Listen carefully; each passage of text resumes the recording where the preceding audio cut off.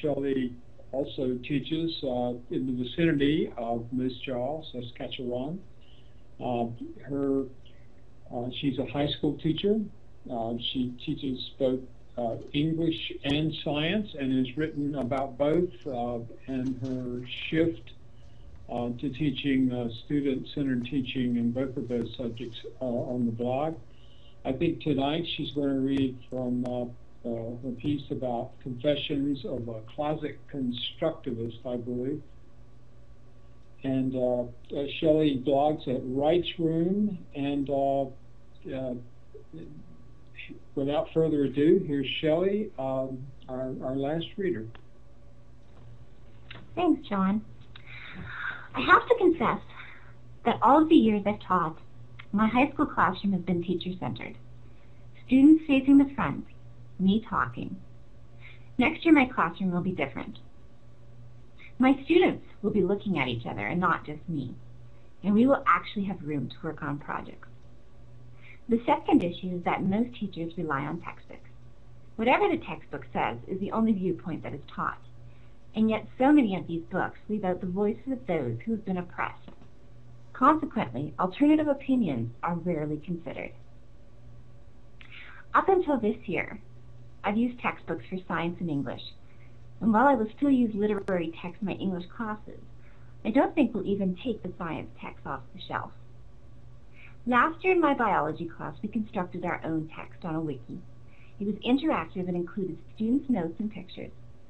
I love this because we can tailor our text to specifically meet the needs of my students, and my students can contribute to it too.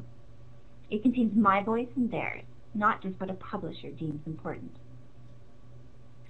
Student thinking is devalued in most classrooms.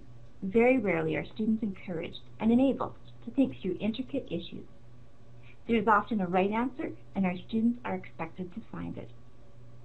I confess that I am guilty of this as well, especially in science. Too often I've had my students engaged in staid inquiry, following a recipe lab with a predetermined outcome that is correct. While I think science tries to replicate previous findings for the purpose of proving a body of knowledge, too often my students are not asked to contribute their own thinking and findings to this knowledge base. I realize that ultimately my students have a much higher stake in their education than I do. For some of them, it will be the only organized education experience they'll take part in. It's a shame when it's spent memorizing and regurgitating disconnected facts that are of no use to their real lives, when instead they could be engaged in developing skills such as problem solving, collaboration, critical thinking, information literacy, and other 21st century assets.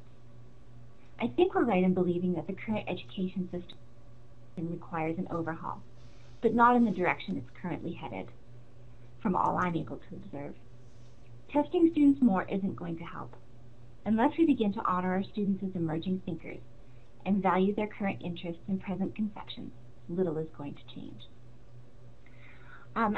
The reason I chose this piece is that one of the things I've realized talking with teachers is that, for me, it was a huge, before I switched to my classroom, it was a huge pedagogical shift that I had to go through. And, it's a completely different way of thinking to have a learner-centered classroom. By the end of teaching in that classroom, my students, we'd sit down with the curriculum together and they would pick the outcomes and they would choose how they were going to show their learning and they would choose what their assessment would look like. But it was a long process to get from, a teacher-centered classroom to that. And so, I understand for teachers, it's a huge shift, and it is a messy shift because on any given day, you never really know what's going to happen. And so for me, this was one of the pieces where I began to look at, the shift in pedagogy that really needs to occur for teachers to grasp something different.